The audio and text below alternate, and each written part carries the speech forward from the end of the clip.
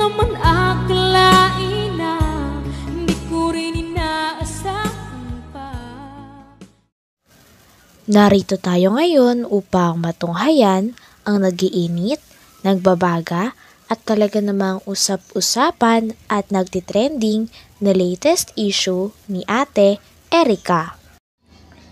Sa pagpapatuloy ng ating istorya ay narito nga muli si Kalingap Val upang pag-usapan at upang maresolba ang problema ni Ate Erica sa pagitan ng kanyang lolo at ng mga pamilya na naiwan nila pagkatapos nilang magkaroon ng bahay at pera ng kanyang kapatid na si Sheila May. Dito nga ay patuloy pa rin sa pakikinig si Kalingap Val sa sinasabi ng tita nila Ate Erica sa kanila. Kasi matanda na po. Hindi po, panghanap buhay lang. Sige, pupuntahan kita dyan sa Iloilo. Puntahan ko si Archie Hilario. I-chat ko na lang po yung... I-chat mo ha. Sige. Thank you po. Thank you. Abigpan niyo po ako. Ay, salamat po sa suporta. 59 na po. Tiguang. 65. Natiguang na pala. Bata. Akala ko 20 ka pala ang. Tiguang. Jesus, tiguang naman. Sige na po ha. Matix ako sa iyo. Sige po, salamat po kuya. Salamat po. Salamat po kuya Bal. Salamat. Love you. Tiguang na daw po, 59. Nailami na. Nailami. Sige lang po, pagka madyan kami sa Iloilo, mapunta ka mo. Madyan kami kay Archie Hilario Akala ko yung titang tumatawag. Takot yun. Ay, sus. Inggit ka lang. At yung sinasabi ng Sheila May na yan, na sinasabi mo na babalitaan namin na hinapin namin yan, mga yan. Wala kayong alam dyan sa mga yan. Wala daw alam ang lovers. Ako, kami ang nakakilala dyan, kami kasama namin yan. Alam namin ang mga likaw ng pitukan yan. Mga bata pa yan, kanino yan. Kinakalkal mo na, tita. Saan niya nakaisan. Grabing inggit nito mga kaibigan, no? Pati yung nangyari noon, way back siguro mga 15 years ago, kinalkal pa niya, Yung mga bata yan, yung elementary yan, gumagapang yan sa hirap dyan. Ako nagpapakain yan. Ayan, nakita ko yan, wala lahat. Walang panty, walang damit. Ako nagbibihis dyan. Kinakalkal mo. Hindi maganda yang inggit ka kasi ay. Dahil yung pamangkin mo, maitsura, ikaw wala. Sa akin. Mag-graduate yan ng grade 6. Sino ang nag-intindi dyan? Grabe naman. Sinusumbatan mo yung mga pamangkin mo? Pangit na. Hindi magandang ugali yan, di ba? Yung pamangkin mo yan eh. Pamangkin ng anak ng kapatid mo. Online. Naka-live. Dito nga ay nagtataka si Kalingap Val dahil sariling tita ni Ate Erica at ni Sheila May ang naglalaglag sa kanila. Sabi nga ni Kalingap Val ay hindi ba dapat na ito pa ang maging unang kakampi nila Ate Erica, ang sarili nilang kadugo at ang sarili nilang tita? Kaya naman nagtataka si Kalingap Val kung bakit nilaglag talaga ng tita ni Ate Erica ang dalawa. Mga tao na ganoon sila. Huwag naman ganyan, tita. Hindi magandang ugali yan. Bakit ka nagkagayaan, tita? Dapat kinakampihan mo sila. Pamangkin mo yan, ay.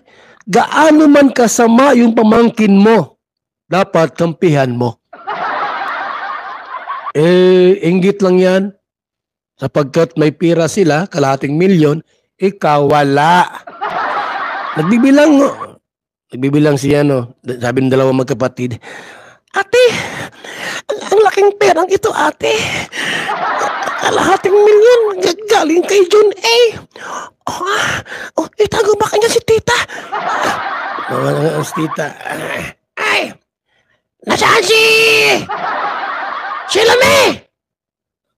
Ayun si tita. Sheila May! Nasaan kayo? Nalaman ko yung kalahating bayong ng pera dyan. Nasa inyo daw yung Pero yun eh! Sheila May, andyan si tita. Huwag kang maingay. Marinig tayo. Baka kunin yung kwarta, yung kahit baka yung 30,000 kunin yan. Tinatago nyo ay. Tuloy, nainggit. May itsura yung dalawa kalingap. May itsura. Hindi sila maganda. I'm sorry to say, hindi maganda si Erika at hindi rin maganda si Sheila May. May itsura lang po. Ang maganda po si Beyonce. Si Beyonce po ang maganda. Sexy na, may laman pa. Si Erika po, payat man yun. Payat yun mga kalinga. Maliit pa, mababa pa. Putot. 4'9" ang height ni Erika ay 4'9". Di ba tita no? 4'9" ba si Erika tita? Oo daw, 4'9" yan. Tapos payat. Hindi man maganda si Erika po, walang biro. May itsura lang si Erika. Pero hindi siya maganda. Ang maganda po, ining si Beyonce.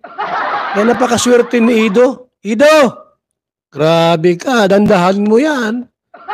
Huwag mong bibigla-biglain pagka nagkatuluyan kayo, mong pirasahin yan. Dito nga ay parang kinukumpara muli ni Kalingap Val ang ganda ni Ate Erika sa ganda ni Ate Beyonce.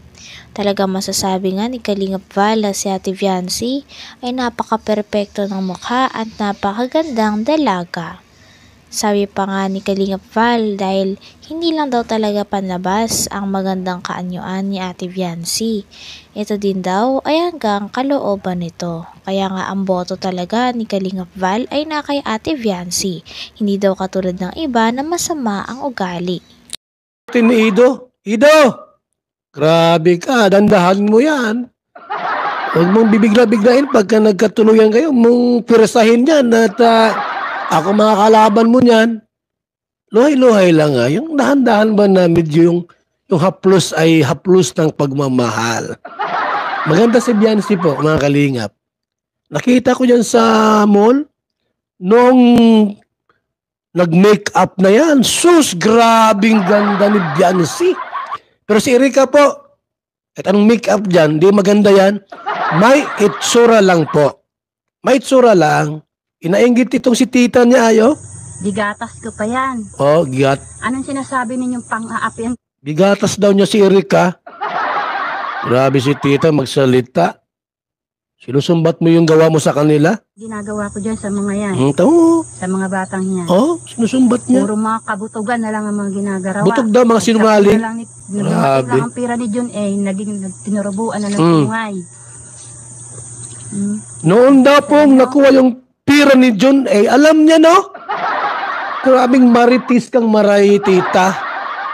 Sampaling nakikialam ka sa magkapatid.